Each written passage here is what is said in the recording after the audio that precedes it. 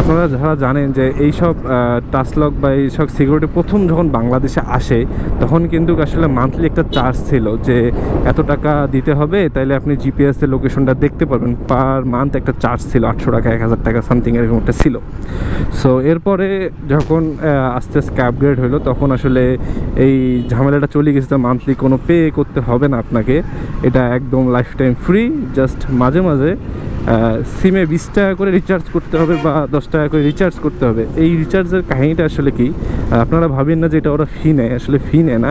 এটা হয় কি, আপনারা যে সিমটা যেখানে লাগানো আছে আসলে এই সিমের মাধ্যমে কিন্তু ইন্টারনেটটা চলে, মানে এই ডিভাইস যে আপনাকে লোকেশন দেখাবে মেইনলি আসলে এই সিমের মাধ্যমে কিন্তু দেখায়।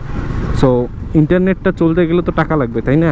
টাকা যখন থাকে তখন আসলে ইন্টারনেটের মাধ্যমে আমাদের লোকেশনটা দেখায়, ঠিক আছে? এই জন্যেই মান্থলি বা একটা সময় পরপর 20 টাকা 10 টাকা এইভাবে রিচার্জ করতে হয়।